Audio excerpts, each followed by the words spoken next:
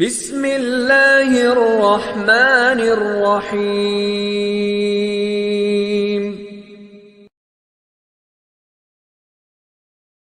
ہم ان خوشیوں کے بارے میں تصور کرنا چاہیں، سوچنا چاہیں تو سوچ نہیں سکتے۔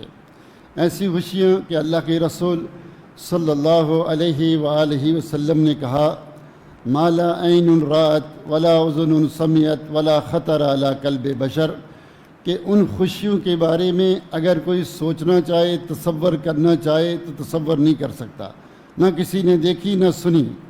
لیکن اگر ہم ناکام ہو گئے تو وہ غم اور وہ پریشانیاں ایسی ہیں کہ اگر ان کے بارے میں ہم سوچنا چاہیں، تصور کرنا چاہیں تو تصور نہیں کر سکتے۔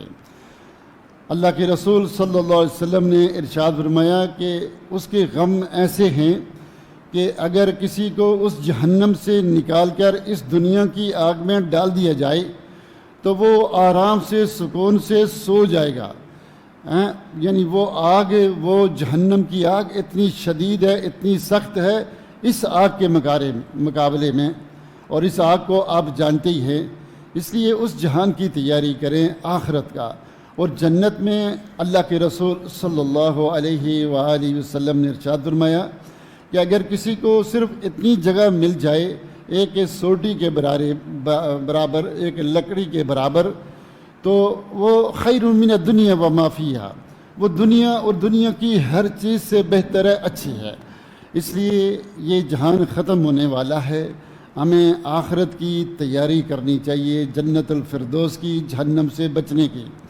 اللہ کے رسول صلی اللہ علیہ وآلہ وسلم کا ارشاد گرامی ہے، صحیح بخاری کی حدیث ہے، قیامت کے دن اللہ رب العزت دو انسانوں کو لائیں گے۔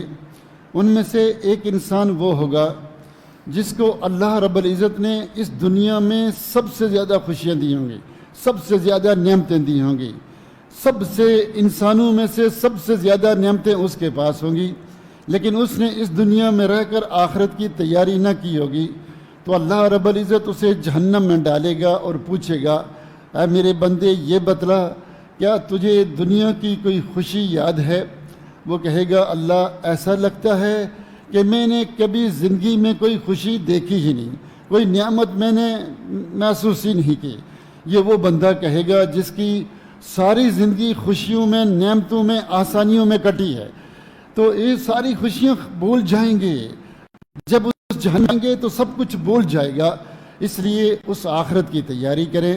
اور اس کے مقابلے میں ایک دوسرا انسان لایا جائے گا۔ وہ انسان وہ ہوگا کہ جس کو اس دنیا میں سب سے کم خوشیاں ملی، سب سے کم نعمتیں ملی ہیں، لیکن اس نے اس دنیا میں رہ کر آخرت کی تیاری کی ہوگی، تو اللہ رب العزت اسے جنت میں ڈالیں گے اور پوچھیں گے میرے بندے ذرا یہ بتلا تجھے دنیا کا کوئی غم، کوئی پریشانی یاد ہے؟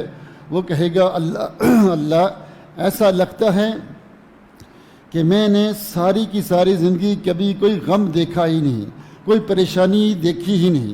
یہ وہ بندہ ہے جس کی ساری زندگی غموں میں، پریشانیوں میں، مشکلوں میں، مصیبتوں میں کٹی، لیکن ایک لمحہ تھوڑی دیر جنت میں گزارنے کے بعد وہ سارے غم بھول جائے گا۔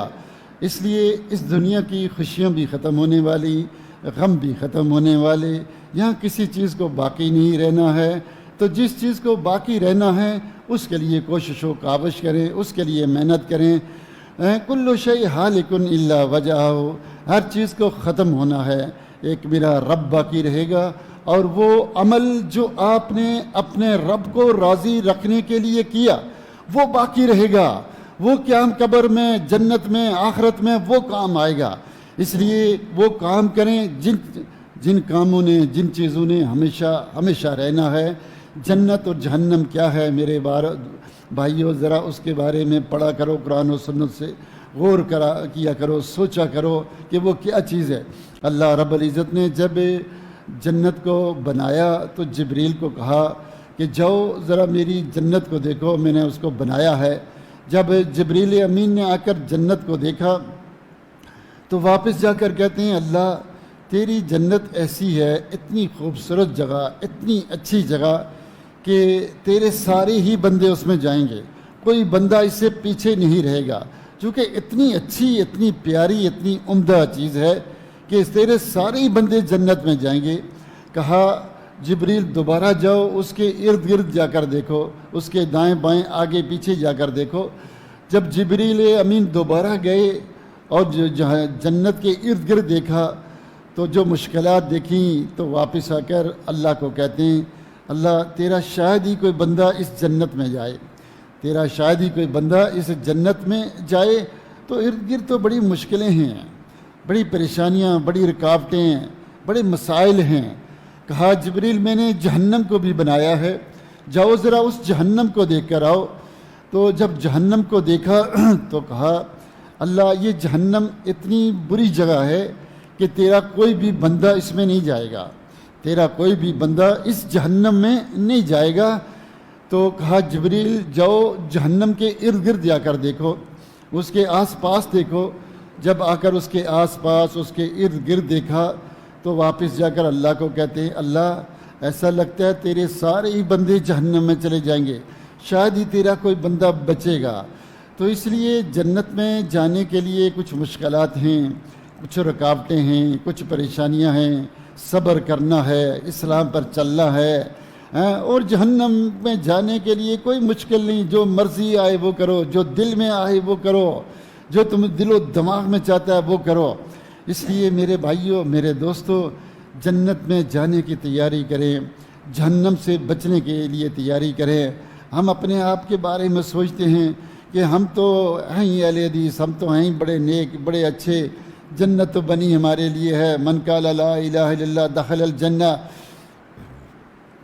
عثمان بن عفان رضی اللہ تعالی عنہ جب کسی قبر کے پاس کھڑے ہوتے تو اتنے روتے کہ لوگ پریشان ہو جاتے۔ کسی پوچھنے والے نے پوچھا اور کہا کہ قبر کے پاس آپ اتنے روتے ہیں، آپ دوسرے عذاب کے بارے میں، جہنم کے عذاب کے بارے میں جب ذکر ہوتا اتنا نہیں روتے، اس کی کیا وجہ ہے؟ کہا یہ آخرت کی پہلی سیڑھی ہے، جو اس میں کامیاب ہو گیا وہ بعد میں بھی کامیاب ہوگا، جو یہاں ناکام ہوا وہ بعد میں بھی ناکام ہوگا۔ اب یہ کون رو رہا ہے، کون پریشان ہو رہا ہے؟ عثمان رضی اللہ تعالیٰ عنہ، جو عشرہ مبشرہ میں سے ہیں، جن کو جنت کی خوشخبریاں اللہ کے رسول صلی اللہ علیہ وسلم کے منہ سے سنی، وہ اتنے پریشان ہیں عذاب قبر کے بارے میں، آخرت کے عذاب کے بارے میں۔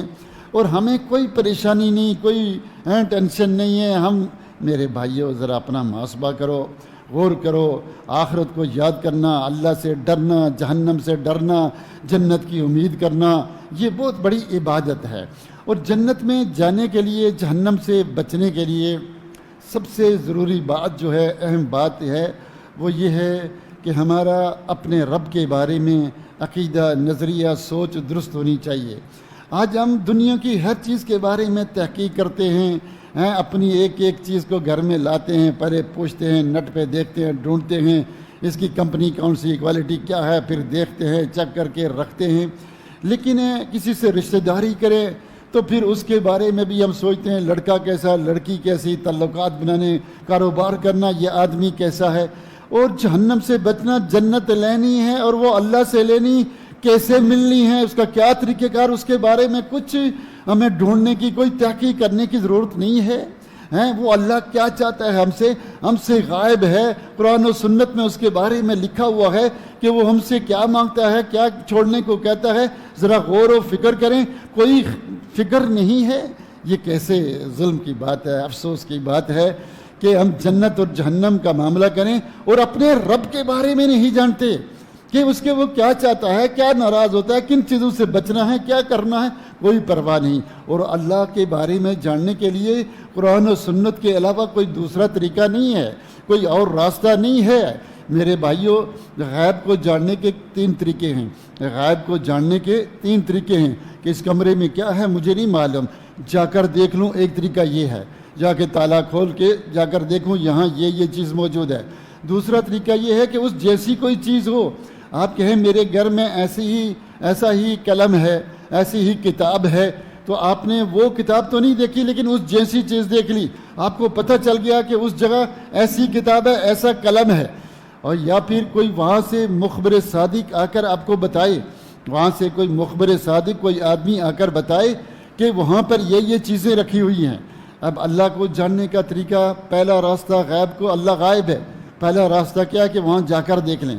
اب کوئی 7 آسمان کے اوپر جائے، عرش کے اوپر جائے، اللہ کو دیکھے، لا تدرک الابصار، اس دنیا میں اللہ کو کوئی نہیں دیکھ سکتا، اس لیے یہ پہلا راستہ بند ہے، پہلا راستہ بند ہے، یہ نہیں ہو سکتا۔ دوسرا راستہ کہ اللہ جیسی کوئی چیز ہو، دوسرا راستہ کہ اللہ رب العزت جیسی کوئی چیز ہم اس کو دیکھ لیں، وہاں سے معلومات حاصل کر لیں، یہ راستہ بھی بند ہے، کیونکہ لیس کمثلہ شیء، اللہ کی طرح کوئی چیز ہے ہی نہیں کہ ہم اس کو دیکھ کر پتہ چلے ہمیں کہ اللہ یہ چاہتا ہے، یہ ہے، اللہ ایسا ہے، یہ ہے، وہ نہیں، یہ راستہ بھی بند ہے۔ تیسرا راستہ کہ کوئی مخبر صادق کوئی آ کر بتائے، اور وہ ہے رسولوں کا راستہ، وہ ہے نبیوں کا راستہ۔ اللہ نے نبی و رسولوں کو بھیجا، اور سب سے آخر میں محمد رسول اللہ صلی اللہ علیہ وآلہ وسلم کو بھیجا، اور وہ راستہ اب کہاں ہے؟ قرآن اور صحیح حدیث میں ہے، قرآن اور صحیح حدیث کے اندر موجود ہے۔ اب اگر ہم یہ چاہتے ہیں کہ ہمیں یہ پتہ چل جائے کہ اللہ ہم سے کیا چاہتا ہے، کیا نہیں چاہتا، تو پھر ہمیں قرآن کو پڑھنا پڑے گا، حدیث کو پڑھنا پڑے گا، اس کا مطالعہ کرنا پڑے گا، اور علماء سے سیکھنا پڑے گا، قرآن کیا کہتا ہے، حدیث کیا ہے، اس اپنی مرضی نہیں چلے گی۔ تو اس لیے صرف یہ راستہ کھلا ہوا ہے، اور جب ہم اس راستے کو پڑھتے ہیں تو سارے رسولوں کو صرف اس لیے بھیجا گیا، سارے کتابوں کو اس لیے اتارا گیا ہے میرے بھائیوں کہ قولوا لا الہ الا اللہ، اپنا عقیدہ توحید، اپنا نظریہ، اپنی سوچ اللہ کے بارے میں درست کر لیں۔ میرے بھائیوں، ہم نے جو غور کیا، جو محسوس کیا ہے کہ دنیا میں جتنی گمراہیاں ہیں، اور جو دنیا میں جتنے لوگ مرتد ہوتے ہیں اور جتنی غلط باتیں کرتے ہیں، اس کی بنیادی وجہ یہ ہے کہ اللہ رب العزت کو نہ جاننا، اس کے بارے میں معلومات نہ حاصل کرنا۔ آپ فقہ میں بڑے ماہر ہیں، میراث میں بڑے ماہر ہیں، اصول فقہ میں بڑے ماہر ہیں، سارے فن آپ کو آتے ہیں، لیکن عقیدہ توحید کے اوپر صفر ہے۔ یہ بہت بڑا فقیہ ہے، بہت بڑا محدث ہے، سب کچھ ہے، لیکن عقیدہ توحید جب پڑھتے ہیں تو کہتے ہیں اس موضوع پہ میرا مطالعہ نہیں۔ میرے بھائیوں، اس موضوع پر سب سے پہلے مطالعہ ہونا چاہیے کہ میں اپنے رب کے بارے میں سوچوں، پتہ چلے اللہ کی صفات کیا ہے۔ اب کیا ہے کہ 100 میں سے 80% یا 85% لوگ ایسے ہیں ظاہری طور پر، جو میں کہتا ہوں ہو سکتا ہے غلط، لوگ اسماء و صفات کے ہی منکر ہیں۔ عوام کی بات نہیں کر رہا ہوں، خصوصاً پڑھے لکھے فرقے جن کی کتابیں لکھی ہیں، وہ اللہ کے اسماء و صفات کے بارے میں جاننا ہی نہیں چاہتے، کہتے ہیں یہ ہے ہی نہیں، ان کا انکار کر بیٹھے۔ اب کتنی بڑی جہالت ہے ہر طرف۔ اس جہالت کو درست کرنے کے لیے آپ جا کر بڑے درس دے رہے ہیں، بڑی تقریریں کر رہے ہیں، لیکن اللہ کی توحید کی فضیلت بہت بڑی جو ہم نے تیر مارے تو وہ کیا ہے؟ شرک کی مذمت میں کچھ تقریریں کر لیں، اور توحید کی فضیلت میں۔ توحید ہے کیا، شرک ہے کیا، یہ لوگوں کو نہیں بتلایا۔ حالانکہ سب سے پہلا فرض، بنیادی فرض یہ تھا کہ ہم لوگوں کو بتلاتے کہ بھائی یہ شرک ہے، اس سے بچو، یہ توحید ہے، اس کو اپناؤ، یہ توحید ہے، اس کو اپناؤ۔ اس لیے میرے بھائیوں، میرے دوستوں، وہ توحید کیا ہے؟ توحید کوئی میں نہیں بناتا، لوگ نہیں بناتے، مخلوق کا کام نہیں ہے توحید بنانا کہ یہ شرک ہے، یہ توحید۔ وہ توحید کہاں پر ہے؟ قرآن میں ہے اور حدیث میں ہے۔ وہ وحی کے ذریعے اللہ نے ہمیں بتلائی کہ یہ توحید ہے، یہ شرک ہے۔ قرآن و سنت کو چھوڑ کر کوئی اور توحید اپنی طرف سے بنانا وہ شیطانی توحید ہو سکتی ہے۔ لیکن میرے بھائیوں، آخر ہم روز قرآن کی تلاوت کرتے ہیں، اس کا معنی مفہوم ہمیں کیوں نہیں آتا؟ کیا وجہ ہے؟ کبھی ہم توحید پر درس دیتے ہیں، یا دورات میں بھی کبھی کبھی درس دیتے ہیں، کچھ لڑکے آتے ہیں کہ میں نے عقیدہ واسطیہ بھی پڑھ لیا، عقیدہ تحاویہ بھی پڑھ لیا، اور کچھ ایسے بھی ہیں کہتے ہیں میں اتنے سال سے پڑھاتا ہوں لیکن یہ باتیں ہم نے کبھی سنی نہیں۔ او بھائی، جو ہم یہ باتیں بیان کر رہے ہیں یہ کوئی ہم نہیں بیان کر رہے، یہ علماء پہلے بیان کر چکے ہیں۔ میں جس گھر میں اکثر لوگ سعودی عربیہ میں اور اہل سنہ کہتے ہیں، جس گھر میں محمد بن عبد الوہاب کی کتاب توحید نہیں، اس کو کوئی پڑھتا نہیں، پڑھاتا نہیں، سیکھتا نہیں، سکھاتا نہیں، اس کا اہتمام نہیں کرتا، اس کا عقیدہ ٹھیک نہیں ہے، گویا کہ وہ اہل سنت سے لاکھوں میل دور ہے۔ ہمارے گھروں میں کتنے لوگ ہیں جن کے پاس کتاب توحید ہے، محمد بن عبد الوہاب کی، کتنا پڑھتا ہے، کتنا مطالعہ کرتا ہے، توحید کی کون سی کتابیں ہیں جو ہم نے پڑھ لی، سمجھ لی، اس کو سیکھ لیا، لوگوں کو پڑھا لیا، کوئی مطالعہ کیا کبھی؟ کچھ نہیں۔ تو مطلب ہے توحید کہاں ہے، عقیدہ کہاں ہے، اسماء و صفات کہاں ہیں، کیا معنی ہے، کیا مفہوم ہے، کیا مراد ہے؟ ہم کچھ نہیں جانتے۔ ناراض نہیں ہونا، میری باتیں لوگوں کو بری لگتی ہیں، لیکن یہ حقیقت ہے، اس کے معنی کے بغیر مسئلہ آگے نہیں چلے گا۔ صبح کے وقت اتنا ٹائم نہیں ہوتا میں توحید کے مسائل شروع کر دوں، دو رات میں آئیں، تو رات سنیں، لائیو چلتا ہے، الگ آگا کر پوچھیں، مجھ سے پوچھیں، دوسرے علماء سے پوچھیں، سیکھیں۔ علماء یہاں کتاب الصلاۃ پہ ہزاروں کتابیں ہیں، کتاب الزکوٰۃ پہ ہیں، سب مسائل ہیں، کتاب التوحید پر کوئی کتاب ہی نہیں لکھتا۔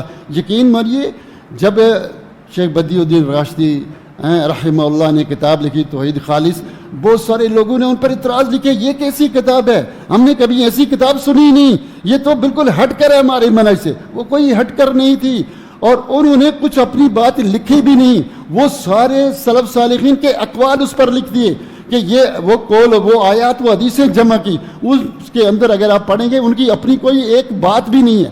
تو میرے بھائیوں، میرے دوستو، ناراض نہیں ہونا کوئی بات بری لگے، لیکن ایک دفعہ نظر ثانی کر لیں اپنے عقیدے پر، اپنے نظریے پر، اپنی سوچ کے اوپر۔ یہاں سے پاکستان سے طلباء مدرسوں سے فارغ پڑھاتے سعودیہ میں داخلہ ہوتا ہے، جاتے ہیں، اور وہاں توحید کے مادے میں سب سے زیادہ فیل ہوتے ہیں، سب سے زیادہ۔ تم اہل حدیث ہو، تم کیوں فیل ہو رہے ہو؟ کہتے ہیں وہاں کی توحید اور ہے، یہاں کی توحید اور ہے۔ نہیں، توحید ایک ہی ہے۔ اللہ تعالیٰ سے دعا کرتا ہوں اللہ مجھے، آپ کو، ہم سب کو سیکھنے کی، سکھانے کی، توحید کو پڑھنے کی، اللہ کے بارے میں جاننے کی